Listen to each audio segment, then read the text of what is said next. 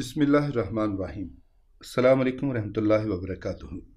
ایک شخص حضرت سیدنا داؤد علیہ السلام کے زمانے میں روزانہ یہ دعا کرتا تھا کہ اے میرے رب، مجھے بے محنت روزی عطا کر۔ جب تو نے کاہل، بیمار اور ناکارہ پیدا کیا ہے تو زخمی پیٹھ کے گدھوں پر گھوڑوں اور اونٹوں کا بوجھ نہیں لادا جا سکتا۔ مجھے بے محنت و مشقت غیب سے ایسی روزی دے کہ میں سوا تجھ سے مانگنے کے اور کوئی کوشش نہ کرنے پاؤں۔ بہت دن تک برابر یہی دعا کرتا رہا۔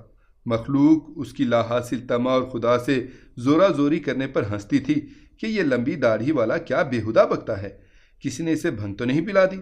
روزی حاصل کرنے کا طریقہ تو محنت و مشقت میں ہی ہے، اس کے خلاف کبھی نہیں ہوتا۔ اس زمانے کے بادشاہ اور پیغمبر حضرت داؤد علیہ السلام تھے، جو بڑے صاحب کمال تھے، لیکن ایسی شان و شوکت اور خدا رسی کے باوجود خدا نے ان کی روزی محنت و مشقت پر منحصر کی تھی۔ جب تک آپ زرہ تیار کرنے کی تکلیف نہ اٹھاتے، آپ علیہ السلام کو روزی میسر نہ آتی تھی۔ اس پر بھی ایک معمولی نکما آدمی حماقت سے یہ چاہے کہ بغیر محنت و تجارت روپے سے دامن بھر لے، ایسا خزانہ تو دنیا میں کسی کو نہیں ملا۔ بھلا آسمان پر بے سیڑھی کے کون چڑھا؟ کوئی مذاق سے کہتا کہ ہمیں خوشخبری مل چکی، جا اور اپنا خزانہ لے لے۔ کوئی کہتا حضرت اگر خزانہ ہاتھ لگے کچھ ہمیں بھی دینا، لیکن وہ دھن کا پکا لوگوں کے تان و مذاق اڑانے سے اپنی دعا اور گڑ گڑانا کم نہ کرتا تھا۔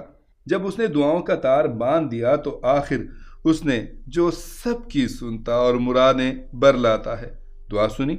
چاہے دعا ناگوار ہو اور چاہے جلد بازانہ ہو، لیکن آخرکار مانگنے والا ضرور پاتا ہے۔ ایک دن صبح سویرے بہت یاہوزاری سے وہ شخص اپنی دعا رٹ رہا تھا کہ یکا یک ایک گائے نے سینگ مار کر دروازہ توڑ ڈالا اور گھر میں گھس آئی۔ گائے تو بے جھجکے اس کے گھر میں آ پہنچی اور اس نے اٹھ کر اس کے ہاتھ پیر باندھ دیے اور اس کے بعد بلا تعمل اسے ذبح کر کے فوراً قصاب کے پاس لے گیا تاکہ اس کی کھال چھیل کر صاف کر دے۔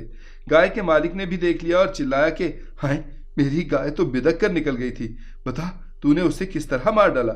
ارے بھولے بدمعاش، چل عدالت میں فیصلہ ہوگا۔ اس نے کہا کہ میں خدا سے بے محنت روزی طلب کرتا تھا اور کس کس عاجزی منت سے دعا کرتا تھا۔ برسوں سے میرا کام دعا مانگنا تھا، یہاں تک کہ خدا نے میرے پاس گائے بھیج دی۔ جب میں نے گائے دیکھی تو جھٹ کھڑا ہو گیا، چونکہ وہ میرا رزق تھا۔ میری مدتوں کی دعا قبول ہوئی اور مجھے روزی بے محنت ملی، اس لیے میں نے اس کو ذبح کر ڈالا۔ بس یہ جواب ہے۔ گائے کا مالک مارے غصے کے لال پیلا ہو گیا، اس کا گریبان پکڑا اور منہ پر چند گھونسے لگائے اور اس کو حضرت داؤد علیہ السلام کے پاس پکڑ کر لے چلا کہ اے ظالم، چل تجھے اپنے کیے کی سزا دلاؤں۔ ارے دغاباز، یہ دعا کیا تم بکتے ہو؟ اس نے کہا کہ میں نے بہت دعائیں مانگی ہیں اور اس خوشامد میں مدتوں اپنا خون آپ پیا ہے اور مجھے یقین ہے کہ میری دعا قبول ہوئی ہے۔ مالک نے چیخنا شروع کیا کہ اے مسلمانوں، ذرا یہاں آؤ اور اس کی بکواس تو سنو۔ یہ دعا مانگ کر میرا مال ہڑپ کرنے کا حق جتاتا ہے۔ اگر عالم میں یہی قانون ہوتا تو خالی دعا کرنے والے دولت دنیا کے مالک ہو جاتے۔ اگر ایسا ہی ہوتا تو سارے اندھے فقیر دولت مند امیر بن جاتے۔ وہ تو رات دن یہی دعا کرتے رہتے کہ یا الہی تم ہم کو دے۔ اندھوں کی محنت و مشقت سوا گڑ گڑا کر دعا مانگنے کے اور کیا ہے، لیکن بھیک سوا پانی اور روٹی کے انہیں اور کیا ملتا ہے؟ لوگوں نے کہا کہ یہ مسلمان ٹھیک بات کہتا ہے اور یہ دعا فروش ظالم ہے۔ ایسی دعاؤں سے کوئی دولت مند کیسے ہو سکتا ہے اور ایسا فعل شریعت کی حدود میں کیوں کر آ سکتا ہے؟ کوئی شخص کسی چیز کا مالک اسی حالت میں ہو سکتا ہے کہ یا خریدے یا بھیک سے حاصل کرے، یا وصیت میں اپنا یا کوئی خوشی سے دے دے۔ بس یا تو گائے واپس دو یا قید خانے کی سیر کرو۔ وہ آسمان کی طرف دیکھ کر کہتا تھا اے رحیم و کریم، میں نے مدتوں اسی آرزو میں دعائیں کی ہیں اور سوا تیرے ان سے کوئی واقف نہیں۔ تو ہی نے میرے دل میں دعا ڈالی، سینکڑوں امیدوں کے چراغ روشن کیے۔ میں نے وہ دعائیں خالی خلی نہیں کی تھیں، بلکہ یوسف علیہ السلام کی طرح کتنے ہی خواب دیکھے تھے۔ اس دغاباز نے مجھے اندھا کہا ہے۔ اے خدا، یہ اس کا قیاس ابلیسانہ ہے۔ بھلا میں نے اندھے پن سے دعا کب کی ہے؟ میں نے سوا خدا کے کسی سے بھیک نہیں مانگی۔ اندھا تو اپنی نادانی کی بنا پر مخلوق سے سوال کرتا ہے، مگر میں نے تو تجھ سے سوال کیا کہ تجھ پر ہر دشوار آسان ہے۔ مخلوق میرے بھید کو نہیں پہچانتی اور میری بات کو بیہودہ جانتی ہے۔ وہ بھی سچ کہتی ہے، کیونکہ سوا بھید کے جاننے والے، عیبوں کو چھپانے والے کے اور دوسرا کون ہے کہ غیب داں ہو؟ مدعی نے کہا کہ اے میری طرف دیکھ اور سچ سچ کہہ، یہ آسمان کی طرف کیا دیکھتا ہے؟ یہ کیا پاکھنڈ بنایا ہے؟ دھوکے سے اپنی خدا رسی جتا رہا ہے۔ جب تیرا دل ہی مردہ ہو تو کس سند سے آسمان کی طرف دیکھتا ہے؟ الغرض سارے شہر میں ہلکم مچ گئی اور اس دعا کرنے والے نے زمین پر سجدے میں سر رکھ دیا۔ اے خدا، اس بندے کو بدنام نہ کر، اگر میں برا بھی ہوں تو میری برائی کو فاش نہ کر۔ تو جانتا ہے کہ طویل راتوں میں کس کس عجز و زاری کے ساتھ تجھے پکارتا ہوں۔ اگر میری عبادت کی قدر مخلوق کو نہیں تو نہیں صحیح، مگر تجھ پر روشن ہے۔ اے خدا، یہ لوگ مجھ سے گائے طلب کرتے ہیں، تو نے گائے کیوں بھیجی؟ اس میں میری کوئی خطا نہیں تھی۔ جب حضرت داؤد علیہ السلام باہر تشریف لائے اور غل غپارہ سنا تو پوچھا کہ کیا ماجرا ہے؟ مدعی نے آگے بڑھ کر عرض کی، اے اللہ کے نبی، میری گائے اس کے گھر میں گھس گئی، اس نے میری گائے کو ذبح کر لیا۔ اب آپ اس سے دریافت کریں کہ اس نے ایسا کیوں کیا۔ حضرت داؤد علیہ السلام نے پوچھا، اے شخص بتا، تو نے اس کی گائے کیوں ذبح کر ڈالی؟ واہی تباہی باتیں نہ کر، معقول بات کر تاکہ اس دعوے کا فیصلہ کیا جا سکے۔ اس نے عرض کی، اے داؤد علیہ السلام، میں 7 سال دن رات یہی دعا مانگتا تھا کہ اے کریم و رحیم، مجھے حلال روزی بے محنت عطا فرما۔ شہر کی ساری خلقت، کیا مرد اور کیا عورت، سب واقف ہے، اور بچے تک اس بات کی ہنسی کیا کرتے تھے۔ آپ کسی سے اس کی تصدیق فرما لیں کہ یہ پھٹے کپڑوں والا فقیر سچ ہے یا نہیں۔ اتنی مدت کی دعاؤں کے بعد ایک دن گائے میرے گھر میں آ گئی، میری آنکھوں میں اندھیری آ گئی، اس لیے نہیں کہ رزق مل گیا، بلکہ اس خوشی میں کہ میرے اتنے برسوں کی دعا قبول ہوئی۔ میں نے گائے کو ذبح کر دیا کہ خدا کے شکر میں فقیروں پر تقسیم کر دوں، جس نے میرے دل کی مراد پوری کر دی۔ حضرت داؤد علیہ السلام نے فرمایا، ان باتوں کو چھوڑ کر کوئی شرعی دلیل ہے تو وہ بیان کر۔ کیا تو یہ چاہتا ہے کہ میں کسی معقول دلیل کے بغیر ایسا فیصلہ کر دوں کہ شریعت میں باطل قانون چل پڑے؟ تجھے وہ گائے کسی نے بخشی یا تو نے خریدی کہ تو اس کا مالک بن گیا؟ بس اینچ پینچ نہ کرو، اس مسلمان کو قیمت ادا کرو، اور اگر پاس نہیں ہے تو قرض لے کر دے۔ اس نے کہا، اے بادشاہ، تم بھی یہی کہتے ہو جو یہ بے درد کہتے ہیں؟ پھر اس نے سچے دل سے آہ کی اور کہا کہ اے میرے سوزے دل کے جاننے والے، تو ہی داؤد علیہ السلام کے دل میں اس کی روشنی ڈال۔ یہ کہہ کر پھوٹ پھوٹ کر رونے لگا، یہاں تک کہ حضرت داؤد علیہ السلام کا دل ہل گیا۔ حضرت داؤد علیہ السلام نے کہا، اے گائے والے، آج کے آج مہلت دے اور مقدمہ ملتوی کر تاکہ میں خلوت میں نماز پڑھوں اور یہ احوال اس راز جاننے والے سے دریافت کروں۔ میرا خلوت میں نماز کے لیے جانا تعلیم خلق کا ایک راستہ ہے۔ پھر حضرت داؤد علیہ السلام چپ چاپ تنہائی میں چلے گئے۔ آپ علیہ السلام نے دروازہ بند کر دیا اور محراب میں جا کر دعا میں مصروف ہوئے۔ جتنا بتانا تھا خدا نے بتا دیا، اور داؤد علیہ السلام اس مقدمے کے طریقے سزا سے واقف ہو گئے۔ دوسرے دن مدعی و مدعا علیہ داؤد علیہ السلام کے پاس حاضر ہوئے۔ پھر مقدمہ شروع ہوا اور مدعی نے سخت گالم گلوچ شروع کی کہ پیغمبر برحق کے عہد میں ایسا ظلم سری ہو رہا ہے کہ گائے کو مار کر کھا گیا اور جواب دہی کے موقع پر اپنی خدا رسی کا فریب دیتا ہے۔ اے خدا کے رسول، کیا یہ جائز ہے کہ گائے جو میری ملک تھی وہ خدا نے اسے دے دی؟ حضرت داؤد علیہ السلام نے کہا کہ خاموش ہو جا اور اس کا پیچھا چھوڑ اور اس مسلمان کو اپنی گائے معاف کر دے۔ اے جوان، جب خدا نے تیرے گناہ کو پوشیدہ کیا ہے تو بھی اس کی ستاری کا حق ادا کر اور صبر کر لے۔ اس نے واویلا مچانا شروع کیا کہ یہ کیا حکم اور کیا انصاف ہے کہ مجھ غریب کے لیے نیا قانون وضع ہوا۔ اے داؤد علیہ السلام، تمہارے عدل و انصاف سے تو زمین و آسمان معطر ہیں، لیکن جو ستم مجھ پر ہوا ہے ایسا تو اندھے کتوں پر بھی نہ ہوا ہوگا۔ اس زیادتی سے پتھر اور پہاڑ شق ہو جائیں گے۔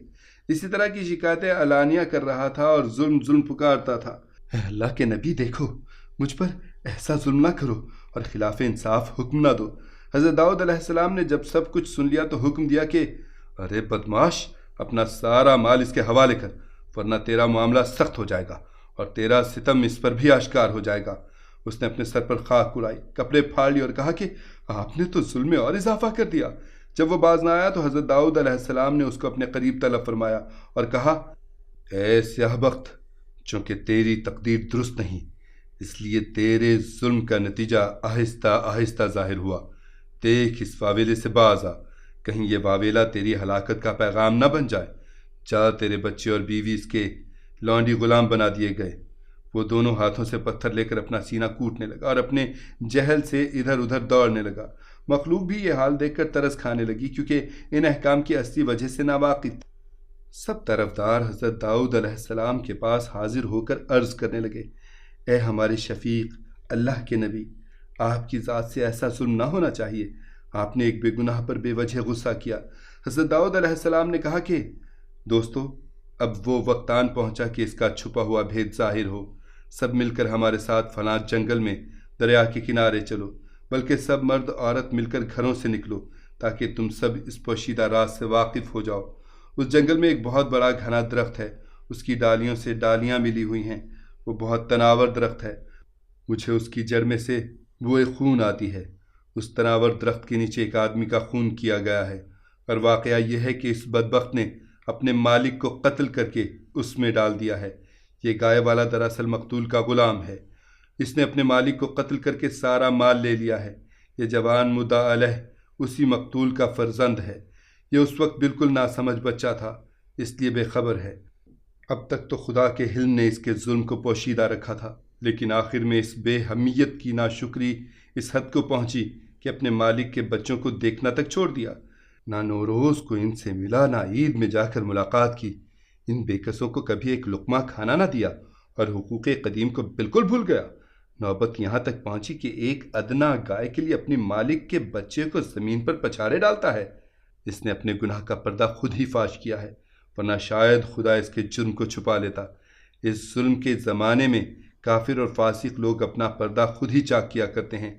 ظلم روح کی گہرائیوں میں چھپا رہتا ہے، ظالم اس کو لوگوں میں فاش کرتا ہے۔ جب سب لوگ جنگل میں اس درخت تک پہنچے تو حضرت داؤد علیہ السلام نے حکم دیا کہ مدعی کے ہاتھ باندھ دیے جائیں۔ پھر اس سے فرمایا کہ اے کتے، پہلے تو نے دادا کو قتل کیا، اس کی سزا میں تو مقتول کا غلام بنایا گیا، اس کے بعد اپنے مالک کو قتل کر کے تو نے سب مال پر قبضہ کر لیا۔ تیری بیوی اسی مقتول کی لونڈی تھی، اس نے بھی اپنے مالک پر جفا کی ہیں، لہٰذا اب جو لڑکے لڑکیاں اس کے ہاں پیدا ہوں وہ سب اسی مدعا علیہ کی ملک ہیں، اور تو بھی اس کا غلام ہے۔ جو کچھ تو نے کمایا سب اس کی ملک ہوگی، جو کہ تو نے مطابق شرع فیصلہ چاہا تھا، لہٰذا یہ تیرا فیصلہ ہے، جا اور اس کی تعمیل کر۔ تو نے اپنے مالک کو اسی جگہ بڑی بے دردی سے قتل کیا، اور اسی جگہ تیرے مالک نے کیسی کیسی منت سماجت کی، اسی جگہ تو نے اپنی چھری پردہ فاش ہونے کے خوف سے زمین میں دفن کر دی تھی۔ اے لوگو، زمین کو کھودو اور دیکھو مالک کا سر چھری کے ساتھ دفن ملے گا، اور اس چھری پر اس کتے کا نام بھی کندہ ملے گا۔ جب زمین کھودی گئی تو دیکھا کہ واقعی مقتول کا سر اور وہ چھری زمین میں دفن تھی۔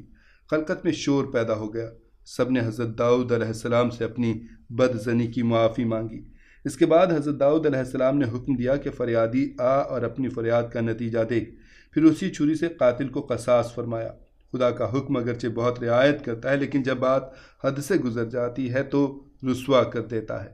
جب خود مدعی کے دعوے سے اصل بھید معلوم ہو گیا اور حضرت داؤد علیہ السلام کا معجزہ دو ٹوک ثابت ہوا تو ساری خلقت سر برہنہ حاضر ہوئی، اور سب نے مل کر بڑی عاجزی سے عرض کی کہ ہم فطرتی اندھے تھے، اس لیے آپ علیہ السلام نے جو کچھ فرمایا تھا اس کا ہم نے اعتبار نہیں کیا، آپ ہمیں معاف فرما دیں۔